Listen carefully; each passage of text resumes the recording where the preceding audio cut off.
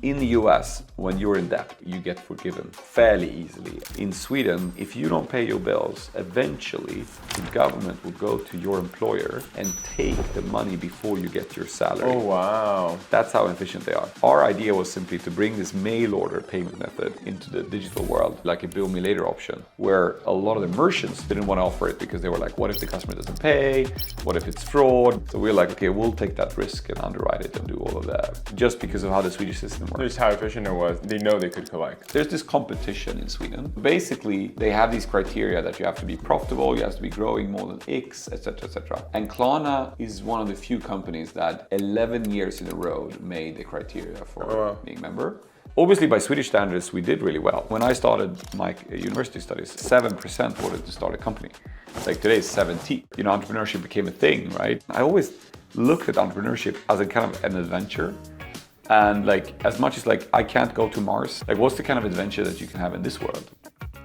I'm Enrique Dubagras, and welcome to HD and HD. This episode is brought to you by Brex, a brand I'm proud to have co-founded and one that's shaped by the same journey many of you are on. Brex has everything startups and fast-growing companies need to make every dollar count, from modern corporate cards, banking, and treasury, to accounting automation, travel, and expenses. Over 25,000 companies, including DoorDash, Scale AI, and Anthropic, spend smarter using Brex. Thank you so much for coming and seeing it. It's my first time in Sweden, so... Welcome to Sweden. Thank you. I'm honestly loving it. I was telling you that I didn't know what Midsummer was when I got here, but you know, I'm really excited about it. It's pretty special. It's like pretty cool that it's a non-Christian tradition. It's actually from before Christianity. Oh, really? I didn't even know that. So it's like 1,000 years old. Oh, wow. Wow. No, I liked it. And we got the flowers at the hotel and everything. It was pretty great. Yep. And so, 2 days ago, we met some locals, and they were telling us a little bit about Swedish culture and... So you have to remember now, first and foremost, that I'm actually Polish, right? Oh, you are. So my parents were from Poland, but I was born here. So I have kind of this mixed cultural heritage. What do you think about the Swedish culture kind of influenced you, So I think there's tons of positive with it, and then there's some downsides to it, right? There's something cool about this country in the sense that like everyone is always expected to be equal, right? And that means that there's an expectation that even if you're successful, whether you're successful, like you're more artistically successful or, entrepreneurial successful, whatever, that like you are still riding the bus and you're not getting ahead in the queue and like, and everything's equal. That's important, right? And there's something cool about that. Yeah. Something really cool about it. But then there's a little bit of like the downside to that is that there's also like this expectation that you don't do things differently. That you're supposed to be like everyone else. And I feel sometimes that like there's less willingness to explore different ways of looking at things, right? So once something becomes the mental model of Sweden, then that is the mental model. So like a good example of that, which is a little bit unfortunate, is the mental model of Sweden was that they invite immigrants and there's no questioning, and if you even raise some criticism about the idea, then like you're racist, right? That was the mental model up until about, I think it was 16 or 17 when the Syria crisis was. And then the mental model suddenly changed. And now, like, if you, as I am very open to the idea of immigration, then you're odd. How can you be so naive? There's a very, like, strong mental model that dominates in society here. But it changes over the years. And it will change. And actually, like, the very openness to immigration, like, flipped for 6 months. Because I was, like, open to immigration. I was unhappy about how people, like, how we integrate foreigners, because myself are from an immigrant background. So I wasn't happy about that, and I would sometimes raise a little bit concern, and people were like, what is he talking about? Is he a racist? Like, how can he say that? But then, like 6 months later, I'm the crazy guy who says we should welcome, foreigners. Everyone's like, how you can be that crazy? Like, it's a bad thing for society. So it can flip really fast what is like perceived to be the And do you feel like truth. an immigrant yourself here? Or do you feel... I feel very much Swedish in many ways. I really appreciate this society. I think it's amazing. If two cars down the street would like have an accident, then people would like calmly come out and they would like write down, so what's your insurance number? What's your, and like it would very calmly be resolved. Polite, but like if you would happen in Poland where, my other culture, people would be yelling at each other, screaming, whatever. So like it's a very calm society. It's very consensus.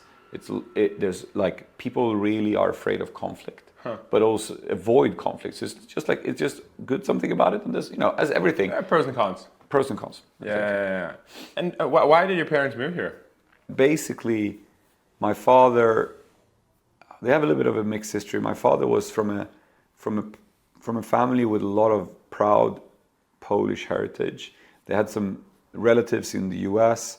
So back then, during communism, my father could live a little bit of an extravagant life because he had genes and he had records from the US and stuff.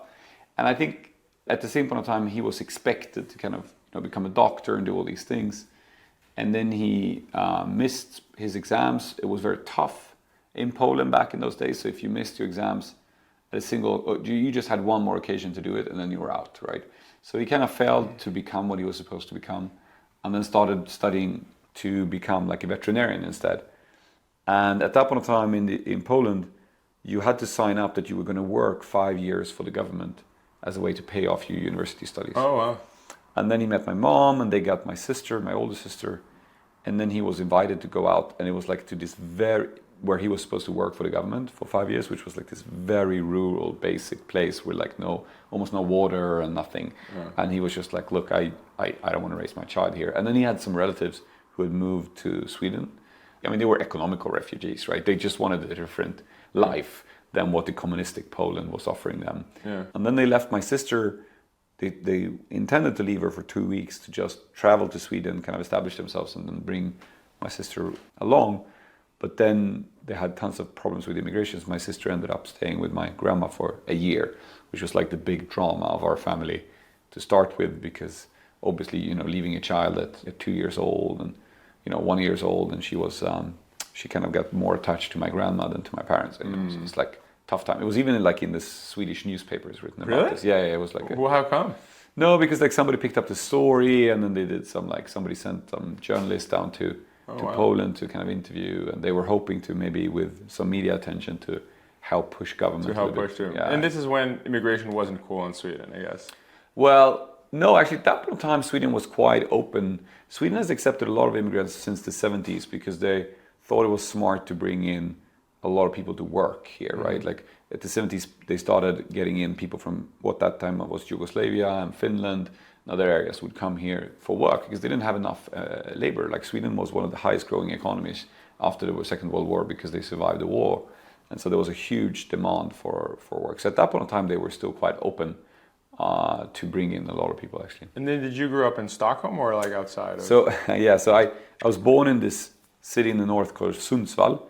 Sundsvall. Yeah, which is like 400 kilometers north of here. But I only lived there for like, a year. Okay. That officially by Swedish standards makes me a norrlänning, which, people are going to laugh about.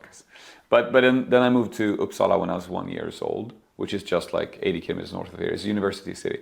It's a little bit an odd university city actually because it's partially a university city and partially a city that's quite rough. It's had quite a lot of criminality over the years. It's been quite tough to place. Oh, really? So it's kind of this, it has both the kind of academical university side and then it has this kind of fairly rough environment. It's hard for me to imagine like criminality in Sweden. It seems like this. Yeah, well, the last few years have been quite tough actually. So we've had a huge increase in, and this has been part of that discussion about immigration, to what degree this is as consequence of that, right? And people will debate that forever. But the point is that it has increased. There's been a lot of shootings and stuff in the last few years. So you grew up in this university town, and so were you like super academic growing up? I guess in some degree I was, like, because I came from, so both my parents had a fairly tough time kind of integrating into Swedish society. Sweden had a major financial crisis in '93, which is similar to the one in 2007 in the US because it was property driven. It's very, credit and property driven. And my father kind of left work at that point of time and then couldn't get a job. So he was unemployed, went on welfare, and then also like drove a cab and took like basically at the end he was just driving a cab for a few years. Did whatever needed to get by. And they separated when I was like 8 years or something. How old were you when that happened with your dad? So it kind of the same time, so it's kind of around that. So it's interesting because a lot of Polish people that came here, they used to go to Catholic church. That's where all the Polish community would like hang out. And so initially in Uppsala, where we're from, my family kind of did fairly well. So my father got this job at the university. He was kind of, becoming a vet. We first came and lived in the very like worst areas, or regarded as one of the worst and toughest areas in Gottsunda in Uppsala. Worst is the wrong term, but very, challenged area. But then fairly quickly we started like moving to apartment. And we even got like, it wasn't a house, but it was like a small, kind of two-sided house, like this kind of thing, like an apartment but a house. And we even got a car, which was a big thing for most of the Polish community at that point in time. And then it just went downhill from there. So then kind of my father, gave up on his job and then couldn't get a new one. And my mother became an early retiree because she had scoliosis. She had a problem with her back. And so like a few years later, we were, it was pretty tough economically speaking. Yeah. And how were you at school, like saying, hey, I need to like get good grades to get into university to make money? Like what was going on through your head at that time? Like how did that motivate you or not? Well, I think it did. I mean, so when my parents quarreled and had fights and stuff, like I think my childish interpretation partially was that it was due to money, right? Like, and that there was a lack of money and that was the issue. I also felt that to some degree, like I would grow up in this, where I went to school, there was a mix of immigrant kids and Swedish kids. And all the Swedish kids lived in a house, they had a car, they had like materially better standings than the immigrant kids. And to some degree, I felt like I also wanted that, right? Yeah. Like I also wanted to have something different. Intellectually though, to a point, like obviously my parents, pushed a lot, like just reading books, and I read books very early on. And I would, as my friends would go for their summer holidays to some summer house or be in some other area, whatever, we were in our apartment over summer. And I remember myself biking down to the Uppsala library, right? The kind of city library where I would pick up all the science fiction books and just read the science fiction books. That was like my summers, were just like biking to the local small like lake and, go for a swim and then like read these science fiction books. And so I think that like I had this, it definitely spurred in me this like interest to start a company, or that like solving or like improving our economical standing would somehow lead to happiness, right? Like that was that was kind of clear for you, and or at least that was your mind at that point. But I think that was part of it. But then at the same point of time, for what I feel like it wasn't only that, because if it would only been that, I would not have been working anymore, right? Like, but there was also another thing. For whatever reason, I always looked at entrepreneurship as a kind of an adventure. And like, as much as like I can't go to Mars and I can't do the science fiction adventure that I read, like what's the kind of adventure that you can have in this world, right? Yeah. And I feel that like entrepreneurship, to some degree, I was reading Richard Branson's book about Virgin and how he built that, and I was reading up on... At this time, like as a teenager? Yeah, even as a teenager actually, and this is the odd thing. I don't know where that came from, but I always thought it was fun and cool with business. And this was long before like, entrepreneurship became a thing, right? Like, I mean, when I started Stockholm School of Economics, my university studies, it was like 7% wanted to start a company. Like today is 70%. Oh, right? Wow. So it's a massive difference. Yeah. And at that point in time, everyone wanted just to work at Goldman Sachs and Morgan Stanley and McKinsey and all these places. So it has really changed. But for whatever reason, I thought this was like a really cool thing. That's interesting. So even like at like whatever, 15, 16, you were like, hey, I know I want to be an entrepreneur someday. It was definitely a dream. I didn't say like I would. Obviously, I had other dreams. I wanted to make movies. I wanted to, whatever. So there was other dreams as well. There's a few other adventures you could have gone to. Exactly. But like this one it was definitely one that I was really like passionate about. Interesting. And were you good at school? I was fairly spoiled actually. So for the first years it was fairly easy for me. Makes sense. I didn't have to study much. And actually it was the opposite. So that comes back to what you asked about Swedish society. So one of the less, in my opinion, nice things about Swedish society is in school, they also expect everyone to be equal. And so that means that like if you are learning faster or whatever, you're supposed to stop to wait for everyone else to catch up. So interesting. So what would happen is if I finished the math book, I was supposed to just do the same math exercises more times, like not learn anything new, but just continue doing the same multiplication or whatever it was. And this became obscenely boring. So as a consequence of that, I started, disturbing a lot during the classes. I mean, I think it was partially that, like I used to like to talk. Bored, so you just like bored, so you start doing other things. So I think I was a pretty problematic kid until maybe I hit like 13, 14. At that point in time, I got into a class where it was a little bit more study motivated. Okay. So you were like getting like kicked out of class or something? Yeah, for sure. I mean, I remember my like fourth grade, which in Sweden then is when you were about 11. Like my teachers, like one teacher was so angry with me she hit me. Another I can't remember. It's like one of those situations from school where you still had these like sponges where you would like wipe the blackboard, that. And you're like forced to do that? Yeah. No. But I remember my teacher, Erik, he became so mad with me. So he took that sponge and he threw it at me. Wow. And then I like ducked and it hit a poor student behind me. Oh my God. So it's like these memories from school. That's like feels like a Simpsons episode. That's crazy. And then so when you got 14, 15, you got more academic. And were you like kind of popular? Were you into sports or not? You're like nerdy, both? You're kind of like... I think I had my like phases. I had some phases where I was pretty popular. Like I like being in the center. I definitely had like that part. That at the same point of time, I felt like I had periods where I felt almost bullied. And so I think it kind of went up and down. I remember also I was quite sensitive. So people would bully about being Polish. I mean, at that point of time, still Polish people in Sweden would sometimes be regarded as very like... because it was like a big population of Polish people Yeah. there. It wasn't like you were just like one and one. It was like there's a lot of Polish people. Yeah, but what a lot of Polish people did was they changed their names in order to blend in. And because we look the same, you could blend in, right? And I think that it's kind of funny nowadays when I meet people in Sweden in kind of the establishment, whether it's society, politicians or entrepreneurships or whatever. And it's not uncommon that people come up to me and like, I'm also Polish. Oh, really? Yeah. So like there's a lot of, because I think, that's always what happens, right? You get this, what people tend to forget with immigration, right, is the first generation has a very difficult time integrating the language, the culture, doesn't have the roots, the society.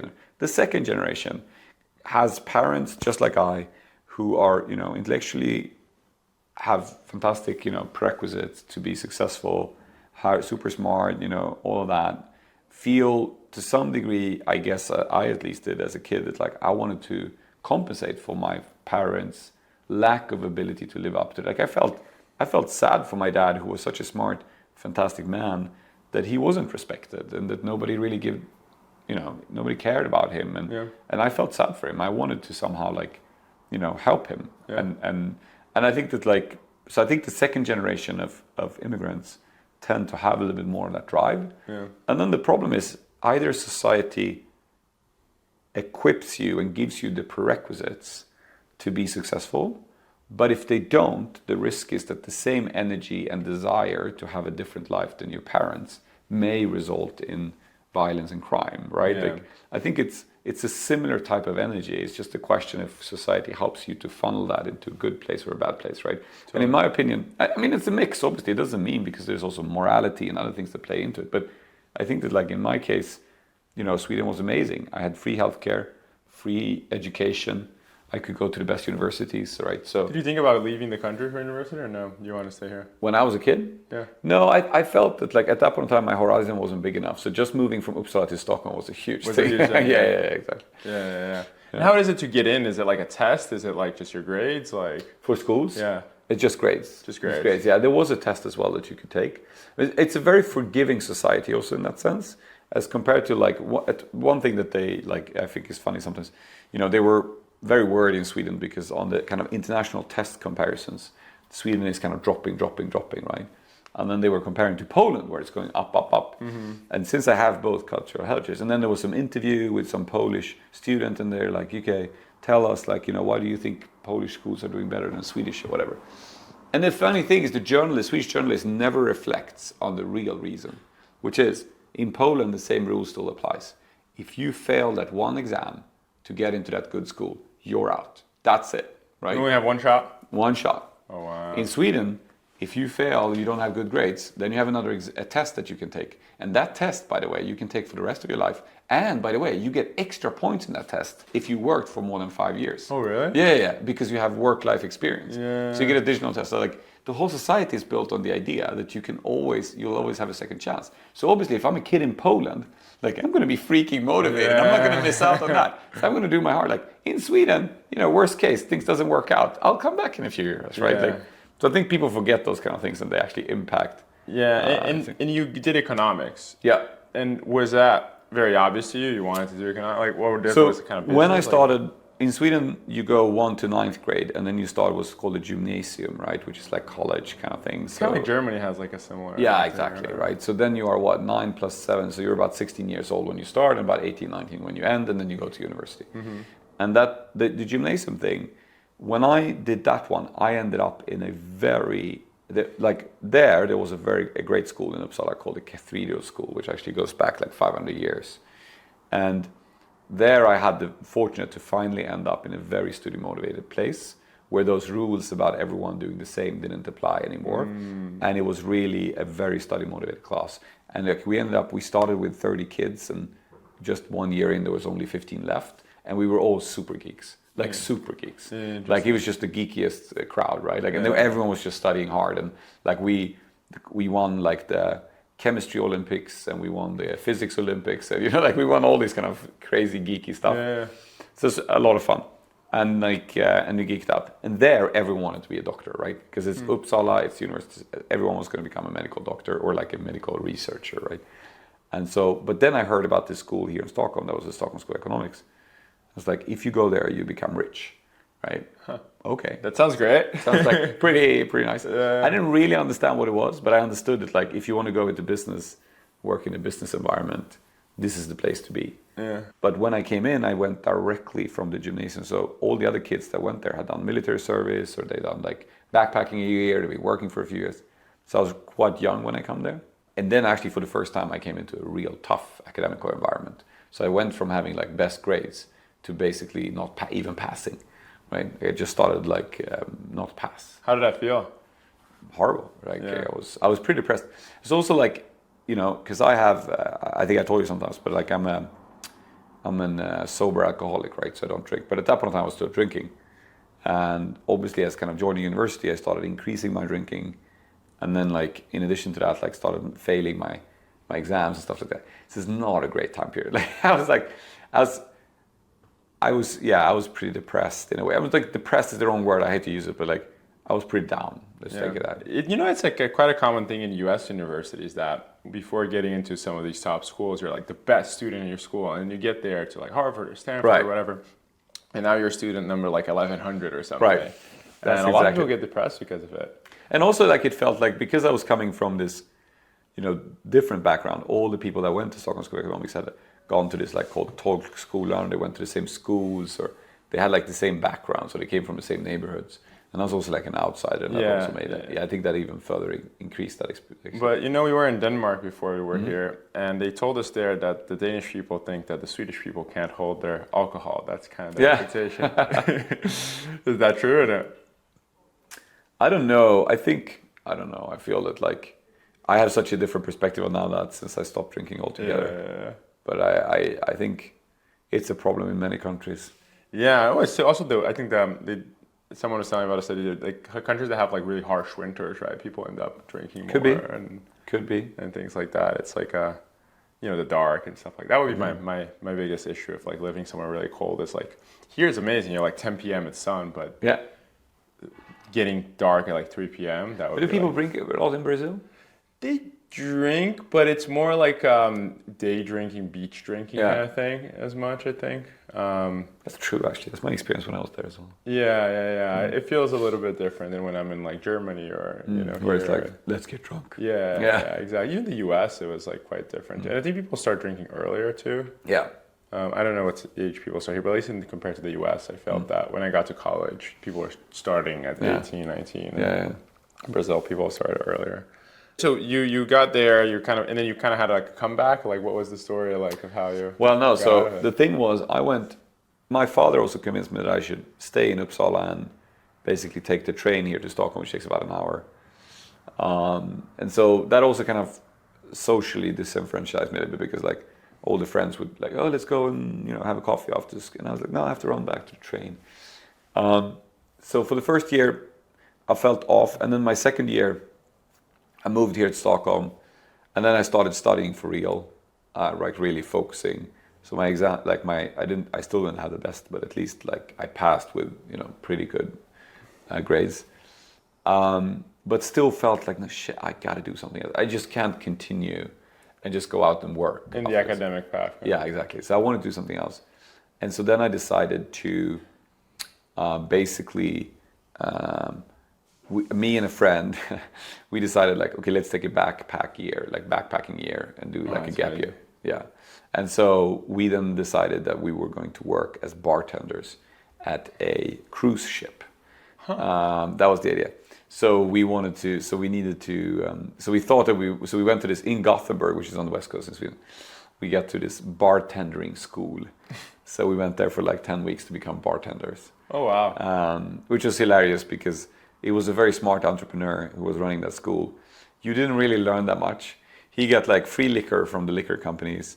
And then, people sitting there being paid by the government to go to the Gothenburg bartender school. And then, he asked people in the school to work for free as internships in his bar where he was selling the alcohol that he got for liquor. But you'd learn how to bartend. But I was studying, but I thought it was that entrepreneur made a lot of money. It was a funny thing. But no, it's learned bartending. And then and that's just like my happiest memory of my father because like they kind of came back from Gothenburg and were like, okay, what are we going to do? Try to get a little bit of jobs. Like we're almost getting stuck in Uppsala, right? Like it's now October, November. Yeah. At that point in time, my father said, look, I'll borrow your money. Just like get out of here, right? Like just get out, go out to the world. So I ended up with me and Nicholas, who then became my co-founder. We flew to Miami. Flew to Miami, drove around in a car, tried to kind of knock on the doors of all the cruise ships companies and like get a job. Say, hey, we know how to bartend. Exactly. We're Swedish, we're cool. Exactly. And then but 2003 was just after 9/11, pretty bad, industry time. Oh, yeah. So didn't get a job, get a flight back to London, and then we're like, okay, what are we gonna do? So we sat on the airport, and we were like, okay, I don't want to go to. Most of our friends were working in London, like in bars and stuff. So we were like, okay, but why don't we go and do a season in the Alps instead, right? And they were like, yeah, but you're not going to make any money. So we were like, what's the place with the most 5-star hotels in the Alps? And it turns out to be this place called St. Moritz, which we had never heard of. Yeah. So we were like, okay, cool, let's go there and try to get a job, right? Mm-hmm. So went there. We actually hitchhiked from London down to St. Moritz, which was a fantastic experience. Met a lot of crazy people. Then eventually got to St. Moritz, walked around, tried to get jobs. And then the funny thing is that the head of the bar in Kempinski, he was gay. And when 2 young Swedish guys came in, he decided, this is his story, I'm just telling what he said to us. He was like, I want to hire those 2 guys. So, but then we were supposed to go to an interview and his manager was speaking German to us and we didn't know much German. We were pretending, and then after about half the interview, he was like, do you want to do this in English? And we're like, yes, please. So we did an interview and he was like, sorry guys, you just don't speak German well enough. Yeah. So we went all the back to... But you spoke any German? Yeah, we did actually from school. You learn German in school here in Sweden, or you can if you want to. Yeah. So we flew back to London, but then they called us back from St. Moritz. They're like, hey, we got this job for you if you want it. And we were like, let's think about it. And I was like, shit, let's call back. We have to have it. So we ended up working in St. Moritz with our manager there. In the Kempinski? Yes. Did you ever go back there since? Yes. Yeah. I have multiple times. But it's funny, and our manager was really fun, but like it was the only time in my life I guess I've been like hired for my looks. It was just like funny, and he was like, it's funny because these things, at that point of time, now obviously when I think about them now, it's like it's not politically correct anymore. But at that point of time, it's just like we thought it was funny that he was pinching us in the back. Dude, if I were like that age and I got hired in St. Moritz, I got hired for whatever. And now it's so sensitive with all these things. You have to be careful how you express them. But like back then, we were like, okay, that's fun, and he does that, and we laughed about it. And we didn't. For us, at least, it wasn't problematic in any way. It was just like funny. Yeah. And then he was like, it was a crazy time there. We had a good season. We did some skis. We worked really hard. We made some money, and then after that, we decided to go around the world without flying. Without flying, because everyone was like backpacking, going to like Koh Phangan and Full Moon Party in Thailand and stuff. We were like, come on, let's do something a little bit different. And so we backpack around the world without flying. So we did like from St. Moritz, we buried a bottle of champagne in St. Moritz, and then we like took trains and we took the Trans-Siberian train of Russia, came down through China. Vietnam, Wow. and Thailand. That's crazy. And then we went to Bali because we thought we were going to get a boat to Australia, but that didn't work. So we went back to Singapore. We took a cargo ship to Australia, went to Brisbane. Then we missed our boat that was going to take us to the US, and instead ended up working as furniture movers in Sydney, Wow. which was fun for about a month. Kind of toured around. We did like a crazy road trip in Australia. We went from like Sydney to down to Melbourne and almost to Adelaide, and then kind of around, and then took a cargo ship to Mexico, went up on the West Coast, and then when we came to LA, we're like, okay, this is going to be too easy now to just jump on a Greyhound. So we hitchhiked from LA all the way to the East Coast, which was cool. Wow. Yeah. So just, and which year is this? 2003, I think. 2003, yeah. So 20 You years. felt like safe the whole time, or were you like? Yeah, I mean, we were two young guys, right? So we had each other, and like, I think people were more nervous about us than, we were. Yeah, but, there were some incidents and stuff, but nothing serious. Like I think people tend to forget, like, most people are friendly, right? Like, most people are actually friendly. And I felt that way when we were traveling. We had this, like, funny dude that picked us up in LA. He was just crazy. I loved him, Brian. And, he drove us all the way to Denver, Colorado, and there, he was like, hey, here's my girlfriend lives here. And we pull up in this like neighborhood somewhere in Denver, and this girl comes out that looks like, from like a high school movie of like, the cheerleader or something. And Like exactly how you imagine. Yeah, exactly. Like Like American high school movie. It was exactly like that. Right? And then like, we end up staying in the family and live with them for a few days. What? Yeah. Oh my God, this could be a movie, dude. We actually filmed a lot of it. Really? Yeah, we did. Oh my God, who's seen it? I don't know, like how many have seen it, but Yeah. And when you reflect on that experience, right? Like, what do you think? Were the lessons of it, or the things that like it taught you? Well, I think that one of the things that definitely made a difference for me, well, there were a few things. For the first, like, Nicholas, my co-founder, he had an amazing patience with me. So I'm a very much like I'm less now as I'm older and I control it better. But I'm quite emotional, right? And I can get like quite upset about things, and a lot of passion, right? I'm more Polish in that sense than Swedish. And I think to some degree, sometimes when I got upset, or we would obviously fight because we were, spending so much time together, and sometimes you end up in fights, and he would just be so patient with me, have so much patience in those discussions, which to me would force me to reflect that I was sometimes wrong. And I think it's still when at least when I was 20 years old, early, I always thought that I was right about everything.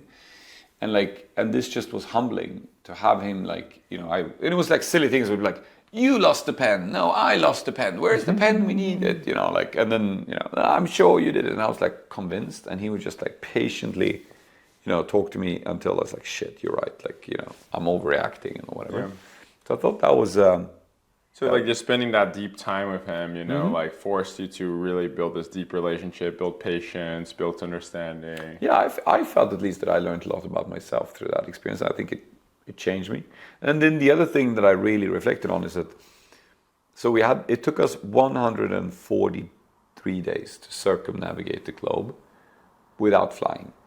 And it was very inspiring, interesting because when you get on a plane, right, like you drive to an airport, you go into this machine, and then you see the clouds, and then you go out of the machine and you're in some totally other spot, right? You don't really see, you're just up in the air. But here, when you were traversing the globe, like every day, you can see slowly how the nature is changing, the environment is changing, it's getting hotter or colder, and or the sea and the Pacific, who just went on forever for 2 weeks, and it just I just got a very different sense for the world. But most importantly, every day was different, right? So when I came back, it was this crazy experience, because now I had this I can barely tell you what I did last 2 weeks.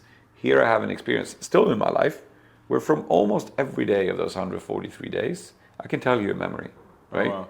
Because I still remember things, because everything was new, everything, and that just made me, to me, really embrace change. I love when things move, when things change. It's exciting. And I felt like I had doubled the time of my life, because suddenly my memory bank was like filled. Half of my memory bank was just these memories of this trip. And that just made my life twice as long. And that was just like something that changed my like appetite for change and constant like learning new things and whatever. So I thought that was very, to me at least, very like interesting. And how could you go back to university after that? Well, after that, I didn't really. So I was supposed to, because when we were in Australia, and that's kind of funny because that was really the beginning also of Klarna as a company.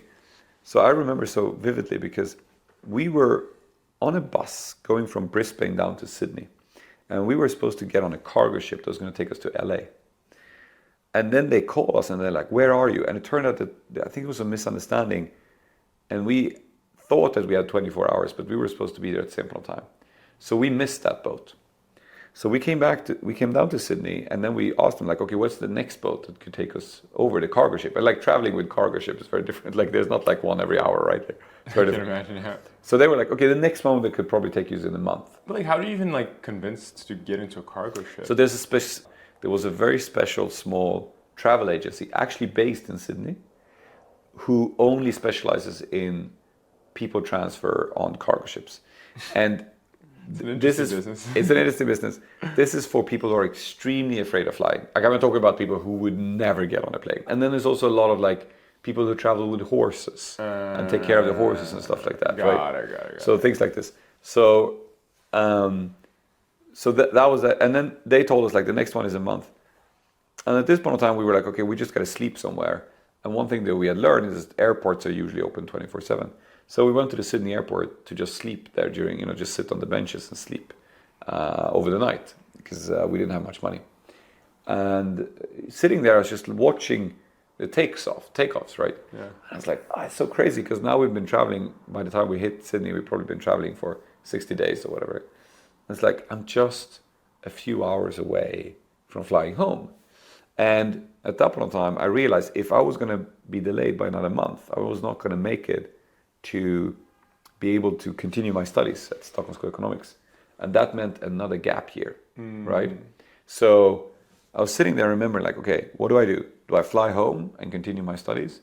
Or do I stay here and continue this trip? But if I do it, I'm not going to be able to continue my studies for another year. But obviously, when you've gone half the world, you're like, screw it, we're gonna stay on the trip. So we stayed on the trip, and when I came home to Sweden, I went back to Uppsala. I had to wait another year to continue my studies because there was like rules that you have to join at a specific day. Otherwise, I don't know if it's the same in the US, but yeah, it's depends on the school, but they're more flexible. Yeah, okay. And this was not so flexible. Yeah. So I came back to Stockholm, to Uppsala, and I was like out of a job. My parents were like, "You're on your own now, so you're not even like we're not going to give you any money for food or anything." So I got like welfare checks from Swedish, and then I went to like this what do you call like. The employment agency to find a job. I was just desperately looking for jobs in Uppsala, and then I found I found 3 jobs, but which I all took. So I was working like around the hour. But one of the jobs I took was at a factoring company that was doing like factoring and account receivables and invoices and stuff like that. Oh, in Sweden. In Sweden, which was an interesting company. For like SMBs? What? For SMBs? Yeah, exactly, for SMBs and so forth. And it was a crazy company. They were called Acme, S-A-C-M-E. The guy thought it was a great name because that's the name of companies that they always use in dummy presentations, like Microsoft. So he thought that was free advertising. Sounds like it. But anyways, and then I started working there. I would work there from like 9 a.m. to 5 p.m. And then I would bicycle really fast to the cinema where I was working for 4 hours to sell phone subscription, carrier subscriptions. And again, why do you think you were working so hard at that time? Because couldn't you just stop at 5? Money. But like, would you had something you wanted to do with the money? Like, what? Yeah. Well, I don't know. You're right. I don't know. Why did I work so much? I get why. That's a good question. Actually, I don't remember. And then I worked as a bartender on Friday and Saturday evenings. Wow, that's a lot of work. Yeah. It was fun. But I enjoyed it, but that's where I learned everything about like invoices and accounting, and so those ideas of what eventually became Klarna actually started there. And did you even go back to school after that or no? So after a year, I realized that the company I was working for wasn't that serious. Eventually, actually blew up, and it turned out that there was like criminals involved, and it was everything. So like the whole company blew up that I worked for, and I realized it wasn't the right place to be. And at this time, did you have a plan in your head of what you wanted to do? Were you just like taking it day by day? Like you were like 20 at this time, 19, 20? Yeah. No, I think that like, so since I had at that point of time gotten into the Stockholm School of Economics, which was a 4-year kind of university, and then after that you're supposed to get a good job at like Morgan Stanley or Goldman Sachs or work for one of the banks or for a big. So I felt that was interesting, but I was playing around a lot with like these business ideas already, right? And there were tons of them. Like one of them was Alibaba had just came around at that point of time, and I started buying MP3 players and shipping them from China to Sweden and then selling them in Sweden online, or And were you like internet fluent kind of thing? Like you were like for sure. Yeah, okay. Yeah, I love Google, and like was playing around with like Pirate Bay obviously, and all these sites and all that stuff, right? So you were I was really interested in the computers very early on. Yeah, I got my first computer thanks to actually in Sweden they had a subsidy program, so they called it PC at home. So they subsidized computers, so like families like mine that didn't have a lot of money could buy a computer. That's very smart. It was very smart. Yeah. I think it's actually a reason why Sweden has such a high computer literacy and stuff like that. Yeah, because like everyone very, had smart, everyone had a computer like 5-10 years earlier than in other countries. But you still hadn't given up on the Morgan Stanley situation. But no, exactly. It was unclear to me, and it was like, and it felt like at that point in time, I guess it's a little bit like it felt like I guess the easiest way to compare it is that like if you are really interested in becoming a movie star or being an actor, or if you want to be like a singer, something, you're not going to really believe, like you don't know, like am I going to make it? Am I going to make it to a level where I can actually pay my bills? Yeah. So like as much as it's a dream, at the same point in time it feels like but it's not a serious one, right? And your parents are telling you, come on, get a proper education. Yeah. Like the whole system pushes you towards it. Exactly. Right? So it didn't feel like that was something serious. And then I got back and I was supposed to continue because a whole year had passed.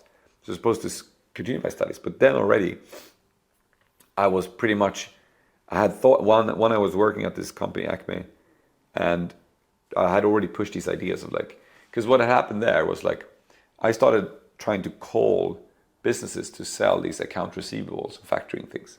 But the problem was nobody was interested. Like it was very hard to sell. Unless I started calling entrepreneurs. And at that point of time, Sweden had just had this like, because Amazon didn't exist. And so there was all these like small entrepreneurs that were started businesses where they basically would buy like Google AdWords for cat food that was super cheap at that point of time. Yeah. And then they would sell some cat food online and they would make a profit on it, right? There's tons of these. And they were all hanging out on something called Webmaster Network, which was this like, online forum where all of us like were hanging out. What's the name? Webmaster Network. I don't think it's around anymore. I kind of remember that actually. It was, yeah. It was like a light blue kind of skin. I remember that. It was very Swedish, so you must have bumped into it. But because I was really into forums. Like I grew up in forums. So okay. So we were like in there, and and then basically to them I could sell these services, and then I realized, but the company I was representing wasn't serious, so they were just going to blow it up. And so then I was like, okay, I'm going to go back to school. And then at my school, which was also very early, there was an incubator, which now is very common, but at that point in time was quite rare. Really? Yeah. This is like 2004 or 5? Yeah. Wow. Yeah, there wasn't really a lot of incubators back then. Yeah, it's like very early. Yeah, and they had an incubator, and Jenny was the CEO there. And I went up to her and I was like, okay, you know what? I have this idea for a company, but now I'm back studying again. I don't know, what do you think? And she was like, this is awesome, you have to do it, right? And I was like, oof, okay. Now it feels a bit embarrassing not to try. And then What was the idea? So the idea was pretty much that which is actually the buy now, pay later thing. Like basically, at that point in time, most people in Sweden had debit cards, right? And when you pay online with a debit card for something, for a physical good, you're basically shipping money and then hoping to receive the good. Well, traditionally in Sweden and many other European countries, and in the US actually also, on mail order, there used to be like a bill me later option because it was just more safe for the consumer to first order the stuff, look at it and say, okay, I want to keep this, and then pay for it, right? So our idea was simply to bring this mail order payment method into the digital world where a lot of the merchants didn't want to offer it because they were like, what if the customer doesn't pay? What if it's fraud? Blah, blah, blah, right? So we're like, okay, we'll take that risk and underwrite it and do all of that. But it wasn't like early PayPal where they would like take the money, hold it until the thing. It was like really like underwriting. Yes, it was underwriting from day one. So then I met Victor, my other co-founder, basically in the cafeteria. We knew each other a little bit, but I met him in the cafeteria in the Stockholm School of Economics, and I was just like talking to some university friends. And everyone was like, I was like, yeah, I have this idea, maybe I'll start a company instead of doing this. And everyone was like, good luck to you. You know, like, yeah, it's like you're saying, like, I'm going to be a famous singer. Yeah, right? exactly. You're like, yeah, whatever, right? And I think that the perception at that point in time was like, if you started an own company, it basically meant that you were self-employed. So you may get to a point where you were going to be able to pay your own salary, but there was not even like the conception of the idea that like you could, you know, build it into something big, right? That was not like, it was unthinkable. This episode of HD and HD is brought to you by a brand that's close to my heart, Brex. When we started Brex, it wasn't just about creating another financial product. It was about solving the real gritty challenges that founders and startups face every day. Building something from the ground up is hard enough without having to navigate clunky legacy banks with endless fees. That's why Brex is the financial stack that scales with you, no matter where you are on your journey. From maximizing runway to earning yield on your cash, Brex was designed to make every dollar count so you can focus on what really matters, building your dream. So whether you're just getting started or you're ready to take on the next big thing, Brex has your back. Check it out and see why the world's most innovative startups like Anthropic, Scale AI, and Robinhood trust Brex. So anyway, so I found Victor. Victor was like, if you want to do this, I'm all in. And then Nicholas, my friend, for a time had treated these discussions as just, you know, fun stuff. And then realized I was actually going to do it. And so then he came and said, like, please, please, please, can I join? And then Victor wasn't really sure if he wanted him or not in. And then Nicholas had to convince Victor us. was technical? No, Victor was more like the finance analyst guy. Okay. None of us was engineers. So who was coding? So we had a very bad start in that sense. So what happened was none of us could code. So we were just three business guys, basically. Yeah. I mean, me and Nicholas had like faked some HTML, Dreamweaver, Macromedia stuff, you know, back in the days. But that was pretty much it. I had done some HyperCard programming with like some scripting and stuff. But that was pretty much it. But what happened then was we went to this incubator. She says, okay, you're in, right? You can come into the incubator. And that basically meant like we had a place to sit, a computer, and they would like fund the very basic stuff. At that point in time, it was even like, you know, a printer, you know, like you had access to a printer. So we got in there. And then the school threw this like small party where they invited some business angels, right? And so business agents came there, and Nicholas. What do you mean business agents? Business angels. Oh, angels. Okay. Yeah, business angels from. That was already a thing in Sweden at the time? Not really, actually, but it was kind of. It was talked about on a very small level, right? There was a few individuals, and there was one woman called Jane, whose name is Jane Vallerud, fantastic woman, and she had during the .com years, she had built a business called Bluetail, which was sold for like $100 million. Which in Sweden? Yes, which was one of the big exits. One of the few that actually exited before the .com bust, right? So she got some money out, and she had started to do small angel investments. And she came to this party. Nicholas did this like elevator pitch for 30 seconds. And were you like keeping up with like US tech media? Like, did you know what an elevator pitch was? Like, what was... At that point in time, it was, but it was a super small community, right? Yeah. And I remember like in those early days, like the first thing that happened was the big thing for us in Europe, that was Niklas Zennström and Skype, right? Because Niklas Zennström at that point in time had just started getting some traction with Skype, and people were starting using Skype for video calls and everything, right? Yeah. And then eventually eBay went and bought Skype for like $1 billion or whatever it was.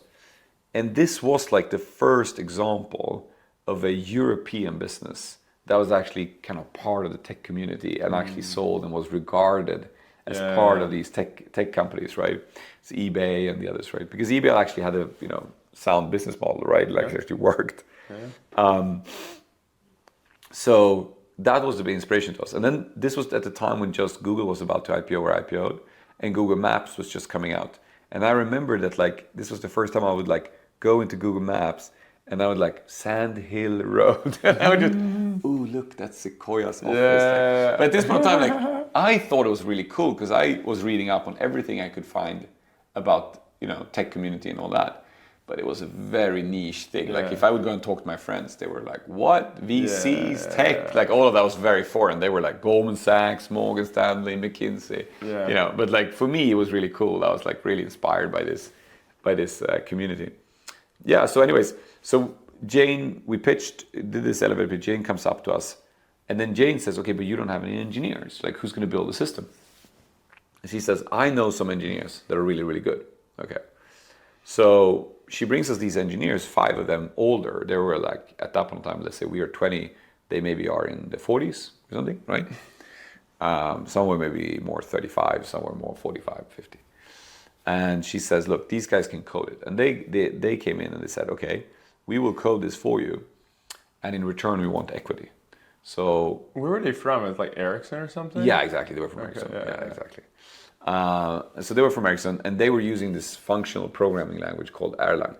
Brex was built in Elixir. Which Oh, really? Was, built on top of Erlang. Yeah. You see? That's how I know Ericsson is Swedish. So they were like Erlang. They had almost like, one of them was like the friend of the guy who invented Erlang, and it was like a strong Erlang community. Oh, wow, yeah. So it's very, very geeked out on that language and the functional programming language. So anyways, and they came in and it's like, we'll build this for you. And that was the first time we made a mistake, because basically Jane was very nice. She said, look, I'll invest in this. You get, we were like, we want $40,000, right? And she said, no, you need $60,000. And I'll take 10% of the company, right? And we were like, okay, And then you probably thought, oh, wow, my net worth now is like, exactly. I'm worth like $100,000 or something. Right. So we were like, okay, so she was gonna give us $60,000 for 10%, and we had a business plan that showed that that's what we were gonna need until we come to profitability.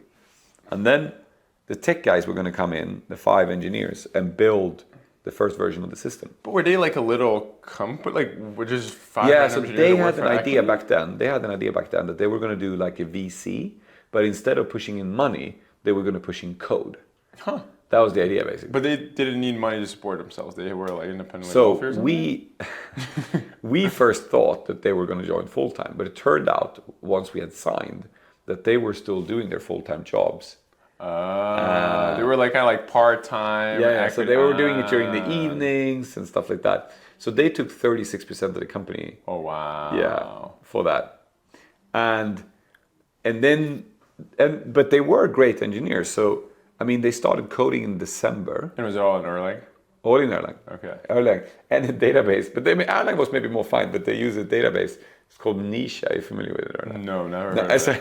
It's basically a database where, so no SQL, where you just dump things.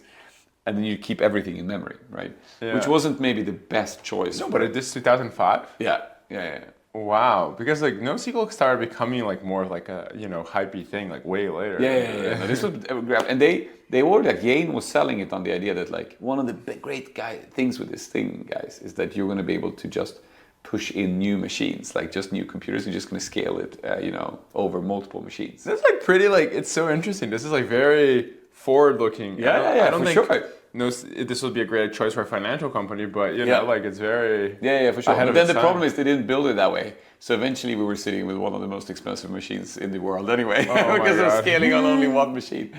But it's true. But like it definitely, like directionally speaking, it was a lot of interesting stuff. Yeah. And then anyways, and so the engineers joined. They started coding in December. We went live with the first customer in April, right? Which was about 4 or 5, and then it just started scaling for Swedish perspectives fairly quickly. So actually already in August, September, we were starting to turn a profit. And then explain exactly what was like the V1 of the product. So very simple. It was basically, and this was also the thing, because I had done my year previously in that factoring firm, I had started talking to all these people at Webmaster Network, all these entrepreneurs that were running small e-commerce businesses. So one of the first we signed, for example, was Jarno, which had a website called Nelly. And Nelly was basically selling, it was a little bit like an early skins of Kardashians, but like I think 20 years earlier. So he had like basically found like lingerie for But it was like D2C. Yeah, D2C. Yeah. And so basically he hooked on Klarna. He basically offered Klarna as a payment method. Once you click Klarna, we underwrite the customer in real time. Yeah, the consumer.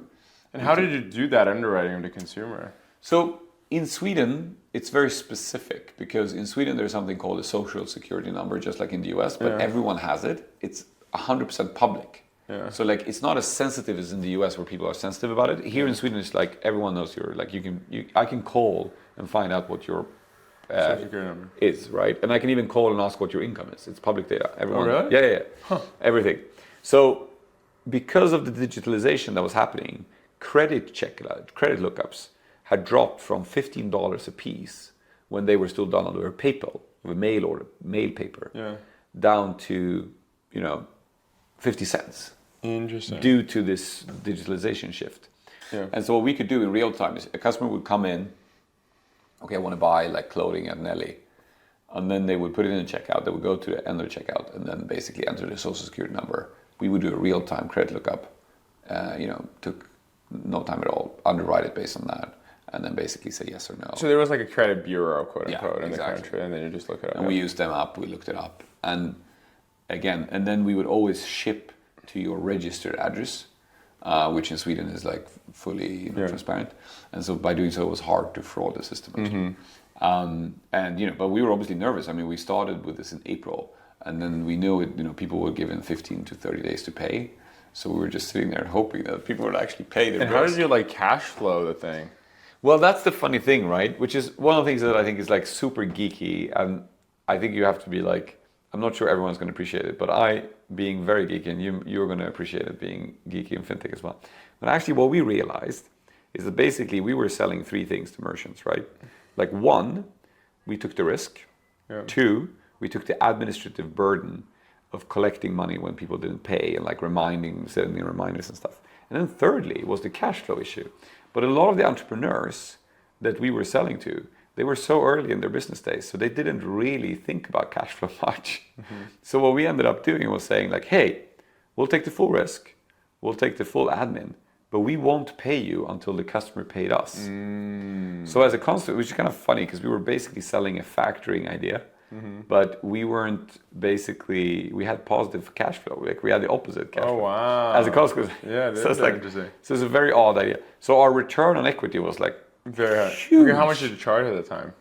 We also charged a lot. Like we charged like 10%. 3% plus, no, but 3% plus like a $1.5 fee for every transaction. Got it. Yeah. Which ended up to being like higher percentage. Yeah, but the crazy thing also was at that point of time, this is unfortunate. This is an unfortunate consequence of how the Swedish, because in the US, when you're in debt, you get forgiven, right? And then fairly easily, and then you can kind of restart your economical life. In Sweden, it's been very like Lutheran, which basically means that once you're in debt, you're always in debt. Oh, interesting. Plus, so there's no bankrupt, like personal bankruptcy. No, now there is, but there wasn't even back then. It's been like very tough. And then in addition to that, also the government is an extremely efficient enforcement agency. So what happens is everything is digitized, everything is public. So what ends up happening, if you don't pay your bills, eventually the government will go to your employer and take the money before you get your salary. Oh, wow. That's how efficient they are. So they created an extremely efficient enforcement. Wow. And then also then there's been, for another crazy reason, no caps on interest rates. So what has happened was that this was an unhealthy market in Sweden where these credit debt collection companies could make like a tremendous amount of money on fees and interest from buying debt from carriers, phone carriers, or electricity company and so forth. So the crazy thing is that we would buy an invoice or a purchase at 97%, so 3% in fee, right? So we would buy it at 97% per annum. We would run it through, we would take care of it, do the reminders and everything. And then at the end, when we were selling it to debt collection agencies, they were at that point in time giving us 100% of the face value on the debt, just because of how the Swedish system works. Just how efficient it was. They know they could collect. Kind of thing. Exactly. So it's and again, I've had a lot of as I've gotten to know this system and understood it, I've tried to argue for Sweden change. And there's been some positive changes in this, but it is still a system that is unfavorably tough on people who get in debt. Like it's very, very tough. It's so interesting. You know, in Brazil, we have the complete opposite problem. Yes. Where there's this culture. But you have the social security number as well, which is very like... Yeah, we have like the CPF, which is like exactly. our social security number. But there is this kind of like mentality, you know, especially in like lower income neighborhoods that, oh, wow, you're 18, now you get to buy whatever you want, and 5 years later, it's all forgiven. Right. So, you know, like people say like, okay, what do you want? Like up to 500 reais, 1,000 reais, whatever they give you in a credit card, you know, you can just do it, not pay, and then 5 years later, you're done. Yeah, you're done. No, so I think it's probably like, you know, as always, like the best solution is probably somewhere in between, right? Like, but Sweden probably took it too far to the other. Yeah, I feel the US is like really good. I think so too. Yeah, I think so too. I mean, Swedish people are often quite skeptical about the US systems because they call it like a capitalist country, and you know, it's so tough on people. I mean, to some degree, when you walk around in San Francisco, you can see also that side of it. But like, but in this regard, I think Swedish is much tougher than the Americans, and probably not in a good way. Yeah. I think the U.S. went through the route of like everything is so private. You know, the credit bureaus are private, like the credit is private. Like there's a lot of, and then the banking system, so many banks, right? Like capital is so efficient. I think it's definitely one of the pros of the U.S. I think for sure the credit system, it works really well. And that's why there's so much credit in the exactly. in the economy. There's some oddities though, like you need to have credit to have better credit rating. That's kind of it. Yeah. There's some pretty odd stuff. Then you know, like you looked at the time, it kind of makes sense how it built up, but now like it makes no sense. Yeah, but exactly. The final outcome of it, you know, like I think works pretty well. So then that started scaling up pretty quickly, and then, you know, this is like 2005, right? Yep. So what was, I guess, like, you know, if you were to divide the story of Klarna in a few chapters, like what would be the kind of like main chapters? We were really a sales-driven organization back then, right? We were profitable from the very early days. Did you start getting a salary, kind of? You know, yeah, but not a big one. Like we would basically. So in Sweden, when you study, at that point in time, you would get about $700 in kind of a loan to support yourself on a monthly basis, which you had to then pay back when you're older, right? And there's a lot of social security in Sweden. Yes, we like that kind of stuff. Yeah. So it was $700, and so we just gave ourselves the equivalent of that and lived that kind of student life, but continuing working instead. And we worked. I mean, one of the things that we decided for ourselves. And you didn't ever finish university? I did eventually. Oh, you did? Yeah, I did. Because my parents were like bugging me all the time that I needed to get an academic degree. And even when I had like 30, we had 40, 50 employees and were profitable, my parents were still like, okay, that's fantastic. When are you going to get your degree? Like, you did it? So I did it eventually. Me and Victor just like, you know, I didn't bother to have good grades, but I just went and did it. Okay. Yeah, all the exams. So 2005, you're paying yourself $700 a month. Yeah, and then the other thing that was important to us was at that point in time, we were like, okay, if we're going to do this, like, because it was always like a huge decision. Oh my God, for the rest of my life, am I going to do this instead of Goldman Sachs? And what does that mean? You know, whatever. That's kind of a silly way of thinking. But I mean, it makes sense when you're that age and you're like... Yeah, because your opportunity cost. Right? Yeah, exactly. And so then we said, let's just do this for 6 months. And then but do it really, really hard, right? Like, so, because in that incubator, there was a lot of other student companies, but those were people who would like come in between exams and do 1 hour and like talk about something and then go out. It was kind of fake. It was kind of fake. And we were like, that's never going to work. So we were like, we're going to eat breakfast here together, like 7:30 a.m. every morning. And then we're just going to work, right? And we worked until like 11 p.m., right? Like every day.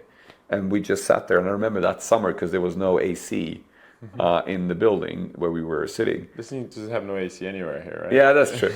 And so there's these funny pictures where we sit in our underwear, like working. And I remember us like, because we always wanted to have like great service. And so obviously we had customer service already to call us. And then, you know, we wanted to have open like a professional company. Because a lot of it was like, okay, we're starting a fintech company. And so we have to look professional and look like we're... Yeah, fintech was not a thing at that time, right? Like exactly. Years. So that's why we had we wanted a name that looked serious. We were actually called Creditor back then and not Klarna. And we were we had a phone number with a lot of zeros at the end. So it would look like, you know, it was a big... it looks legit. Yeah, exactly. Business cards and all that kind of stuff. But then I remember we'd always go out in the park and eat lunch.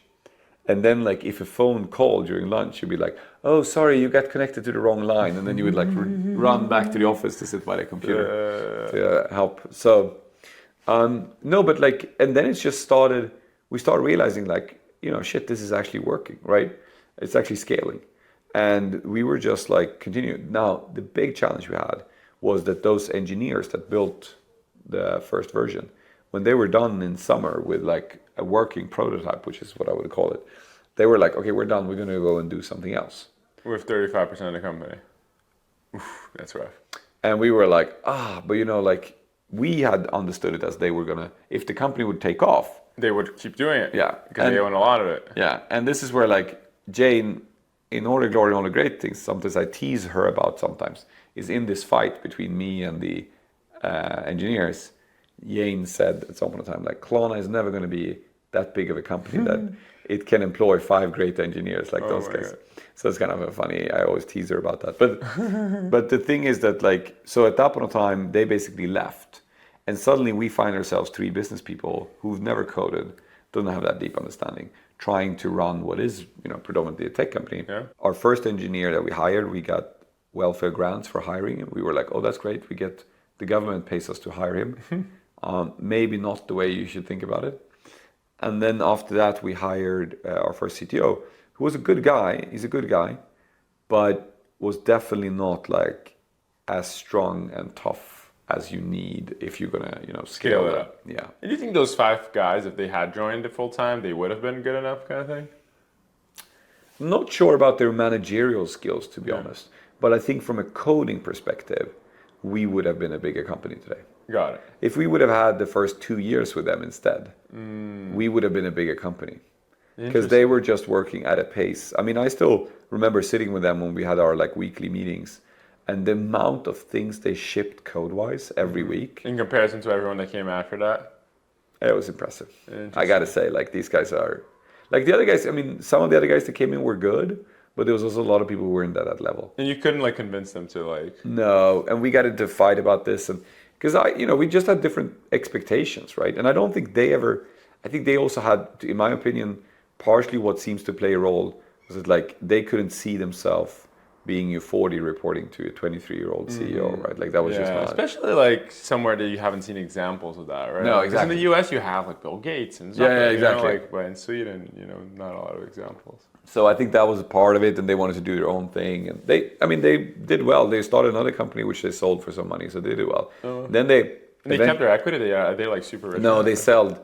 They sold, which I was a little bit happy about because I think it's more from a fairness perspective. It just didn't feel fair. Yeah, exactly. And so they sold a lot of their equity eventually to somebody else. Okay. Because what happens, Klarna didn't actually raise that much money until like 17, 18. And most of the transactions that were publicized were just secondary transactions. So people were just like, because we didn't need much money, right? We were growing, but we were profitable all the time. So and was it like kind of like a linear growth, just every month a little bit better, or there were like little moments of, So I remember it very, I think I still know the numbers by heart. It was like, I think first year was $150,000, $300,000 revenue. I think the second year was $1 million, and then 1.2 million, then was $3 million, then was $9 million in revenue. Then it was, 27. What was your frame of reference to even know if this was like working? So I think, no, it was definitely by Swedish standards, and in a Swedish environment, it was really good. Got it. So there's this competition in Sweden called Dagens Industri Gasell. Because again, everything in Sweden is public. So even private companies, all their numbers are public, right? So you can check. So basically, they have these criteria that you have to be profitable, you have to be growing more than X, etc., etc. And they, and then they announce like the winner, who is the fastest growing, most profitable, best company in Sweden every year, right? And the point is that you can get the award if you reach the criteria, but then you can also win, right? So like minimum criteria, then you are a member of that kind of club or whatever. But if you also then have the highest growth, then you're like the winner. And Klarna is one of the few companies that 11 years in a row made the criteria for being member. And when they went back now and looked, we were the second most successful over a 15 years time period. And it's actually not entirely true, because if we registered in February, if we would have registered earlier, 2 months earlier, we would have won the whole thing, right? We were the most profitable, like the best winning company in Sweden, even compared to Spotify, because things like even Spotify was loss making for some years. They were loss making for years. Exactly. And the criteria here is profitable. So obviously by Swedish standards, we did really well, right? Like, so you were like happy during this time? No, I was never happy. You never have it. No. Because my standard was obviously Google and Facebook. Oh, that's a hard standard. Yeah. I think about it as like, okay, if you're Zlatan, our most well-known football player from Sweden, like, of course you dream about winning Champions League. Yeah. Like, of course I always dreamt about winning versus those companies. Yeah. I don't dream about like winning here, Allsvenskan, which is the local. Yeah. I want to go there. Like, that's the dream. I think most football players have that dream. Yeah. Then you realize maybe at some time, like, shit, I'm not going to make it, or whatever, because it's too difficult or something. Then play out in your career. But to me, it was always like I want to build a Google. And when did you start then going to like, I'm going to get out of Sweden into like... So this is the silly thing, and I would have done this very differently. But at that point of time, again, we had nobody to look at. And so we were like, okay, most of the companies we were looking at, they were going from Sweden to Norway and Finland, because that's kind of natural that you do Nordic. When the funny thing is, like, Norway is half the amount of people that Sweden is, and so is Finland. Mm-hmm. So these markets are super tiny, right? Mm-hmm. I think about that now. For now, the other day I was in the US, and I was going to Washington from New York on the Amtrak. Just sitting there, and I'm going through these places like Philly and whatever. You look at Philadelphia, and you're like, shit, this city is bigger than most of the markets that I started. Like, that's like so huge. But so we went. And it's also not easy market, because it's a different language, exactly, different system. It's not like it's like You still have exactly the same complexity as a lot of like American companies will face when they start going outside of US. But it's for super tiny markets, right? Yeah. So that was obviously the wrong decision looking back. We should have done Germany much earlier, etc. But to us, Germany was like, it was so big and so far away. Like, it was a huge step, right? And what was it about it that seemed to you? Was it just like the language? The language is different. The language was a big market, different size of companies. It was just a different game, right? Mm-hmm. Like, it was just huge. So it took us it was only in 2009 that we launched Germany and Netherlands. At that point of time... but that's 4 years in, right? Yeah. Yeah, no, that's so pretty So we had done like Norway and Finland by that time. We had some success in those markets. So I think the early days was really figuring out the engineering side. And we tried with that CTO. And maybe one of the most annoying things to me was that one of the 5 initial engineers that were on that first team that built it, he stayed on our board. Oh. And this was very Swedish. I'll tell you about a Swedish story. So he was on our board, and he was supposed to be our engineering advisor, right? And over the years, I started suspecting that we were not moving at the speed, and we didn't have the right approach to tech, right? I started feeling like... Getting some intuition around it. Yeah, but because the engineers back then, they wanted to talk about Erlang, functional programming languages. They were totally uninterested in payments. Yeah, anything the like business side. They were just like, can you just like, whenever I started talking about that, they were just like, can you just give us the requirements so we can just code it, and like, can you just go away? Like, and I was like, is this supposed to be that? Can't I have an engineer that's actually passionate about the business? Like, cares about what we're doing. Doesn't that make sense? And so I had all these like discussions and so forth. But as much as I may have been upset or didn't like it, I was then going to my board member, and he was always telling me like, no, it works well. This is how it's supposed to be. And I was like, okay, if I'm getting that advice, okay, fine, maybe I'm wrong, right? Like, and then, especially if you're non-technical, I feel this is like such a common thread of non-technical founders. Like, they just get like screwed by engineers, Like, just tell them stuff, and they're like, okay, I guess, But I think it's like, sometimes people will describe me as tough. I'm so tough, I'm this and that. And I just feel like that is so not true when you look at situations like this. It took, for 4 years, I listened to advisors and people telling me that I was wrong. And I listened, and I was respectful, and I listened to that. And I had advisors telling me that like, no, you're expecting too much, it's not going to work like that. But it turned out, like, when I look back, my intuition was right all the time. Mm-hmm. This company in Klarna would have been more successful bigger and faster and greater today if I would have followed my intuition instead of listening to that advice.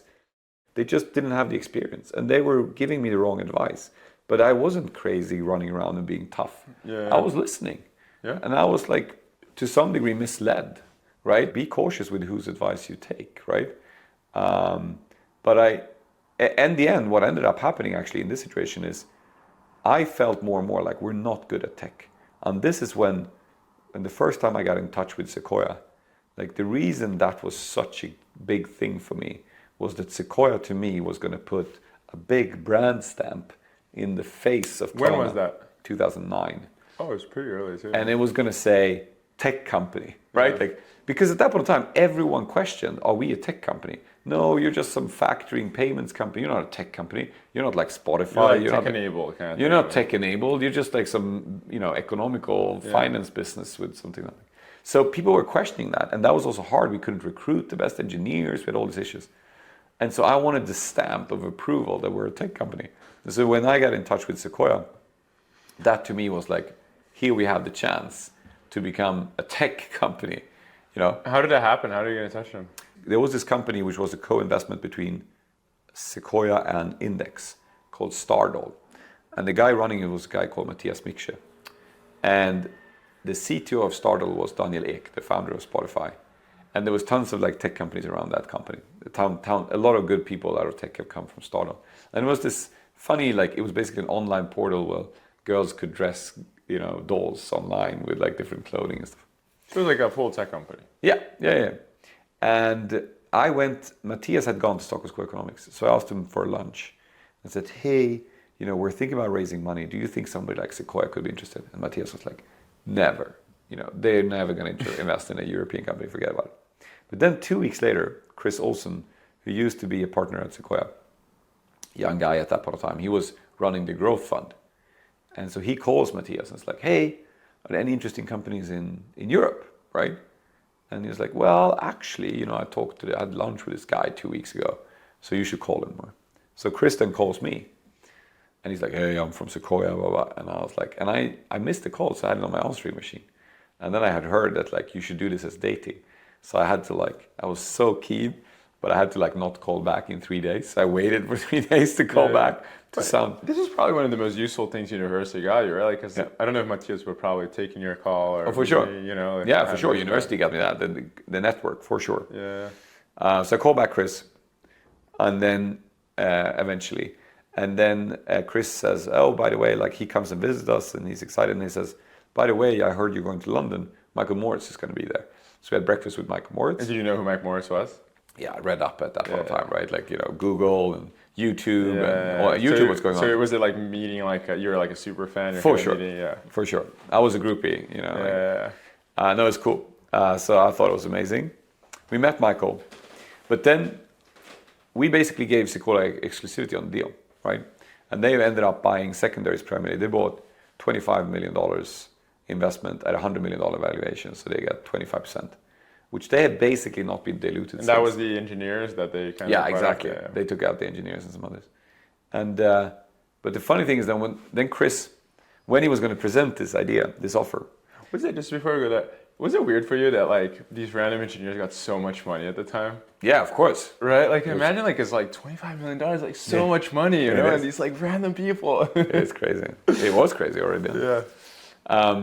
But none of the media in Sweden was interested at that point in time because we were not a tech company. Yeah. So it wasn't that thing. So it's they didn't write about us at all. So all of these stories were actually very little reported about. Really? Yeah, not at all. Kind of later on happened. But anyways, but then what was funny is Chris then flies to Stockholm to present this offer.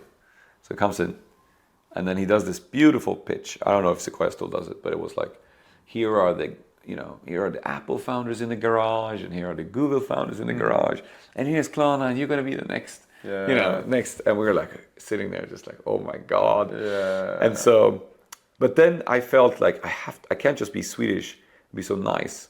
So when he walks out of the office, I feel I have to say something, cocky or whatever. So I said, look, Chris, just one question. If you really believe we're the next Google, how come you're the only one from the Sequoia partnership that flew here to this meeting? right? And Kristen goes, "Oh, I'm so sorry. The other couldn't make it, and whatever." That was bold. Yeah, and then the funny thing is, but it's so impressive how freaking good they are, Sequoia. So like, he basically walks into the elevator shuts, closes the door, and 2 minutes later, Michael Morris is calling on my phone, and I'm like, "Hello, oh, it's Michael Morris. I'm really sorry I couldn't make the meeting, but if we're allowed to make this investment, I'll join the board." Right? Oh, wow. Which was obviously huge for us because not only were we going to get Sequoia, we were going to get Michael on the board, right? But like, he just offered that up? Yeah, basically because I had said Wow. so that was like I don't know what to take from that lesson, like to be a little bit cocky sometimes. Yeah, exactly. I guess it works. So that was how we got Sequoia, and then Sequoia came in, and they talked to our management team, and they said, "Look, How big was the company then? What? Like revenue-wise, like 10 million revenue kind of thing? 2009 would have been like $25-30 million in revenue. So they paid like 3x revenue at the time kind of thing. Wow, it's a great deal for that. A year later, we got $1 billion valuation. Oh, wow. So it was, no, but then they talked to my CTO, and they were like, Sebastian, honestly speaking, first time I'm getting like real advice, honestly speaking, nice guy and everything, but if you want to, take it to this level, this is not going to work, right? And at the same point of time, I had done something else, which was also very helpful for me, which is because I had so many debates with this guy and the board member and everything about whether engineering was good enough or not. And then I decided to book. I was so tired of these conversations that weren't leading anywhere. And I felt intuitively that things weren't working well, but I couldn't prove it. And I didn't feel like I had the experience or, because I wasn't an engineer and I'd done this. But what I did, which was really smart, I always recommend it to people nowadays, is I then did one thing. There was a few successful tech companies in Stockholm. There was like a DICE that does electronic arts bought, that was like a gaming company. There was a poker gambling website that was huge, etc. So I booked a meeting with the CTOs of those companies. And then I went there together with my CTO and sat down with the CTOs of these respective companies in meetings and just asked questions, right? And the fascinating thing is, when I came there to these very successful companies and asked do you have to be like this? Should we recruit like this? Should the culture be like this? Should we ship code like this, etc.? The CTOs of these other companies were saying exactly what I intuitively believed to be right. And I can't imagine how your CTO was feeling. No, but the funny thing, it wasn't even that, but that shows you something else about management. We went out of that meeting and he felt that they had also confirmed everything he said. Oh, interesting. And that's how bias works, right? Yeah. We people are prone to hear the things that speaks. Selective hearing. Exactly. So when I came out, I was like, yeah, it was amazing he said that. Oh, but that's not, didn't he? No, but he said more of this. And then I realized, okay, we are reading this very differently. And then I realized we had to part ways, me and that CTO, right?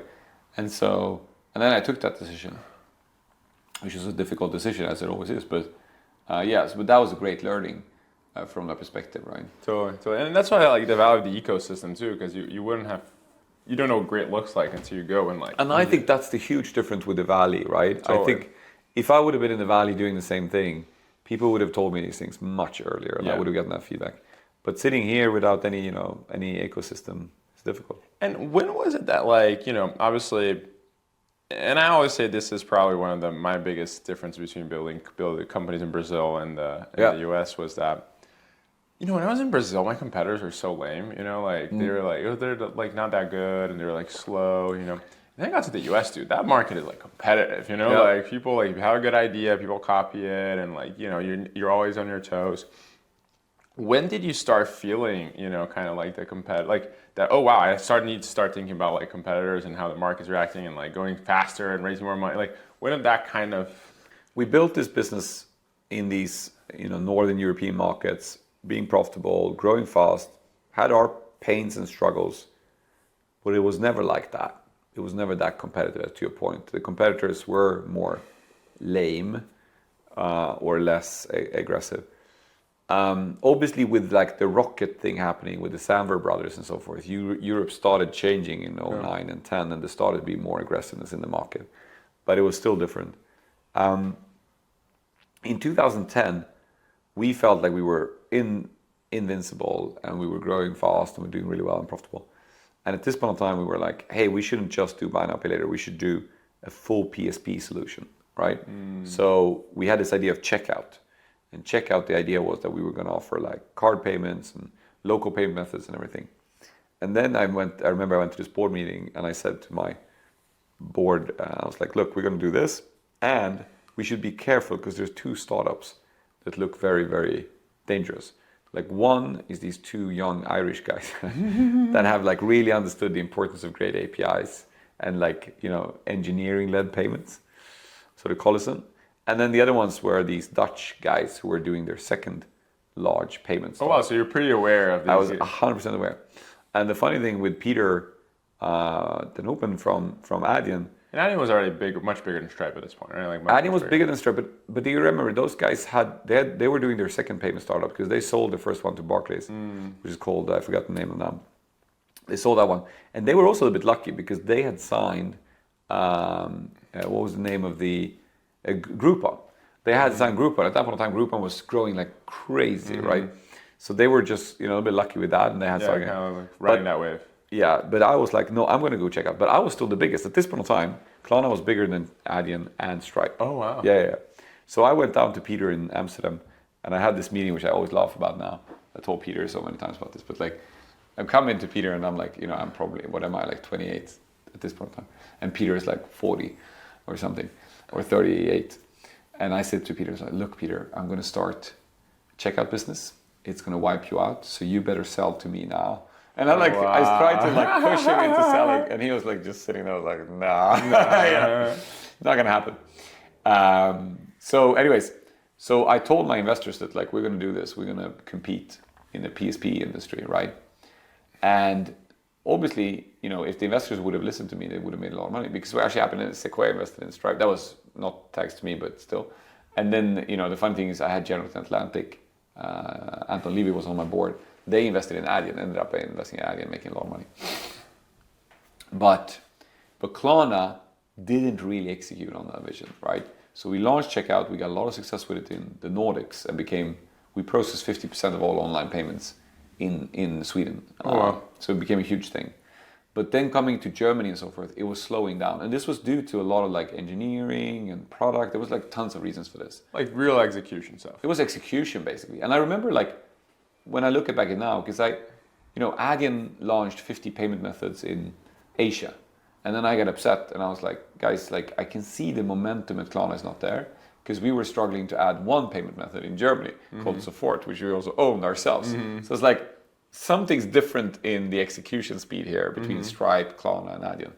So it became evident to me that we were, you know, falling behind. And at this point in time, Victor, my first co-founder, left in about 2011, 12. And then me and Niklas were running the company as co-founders.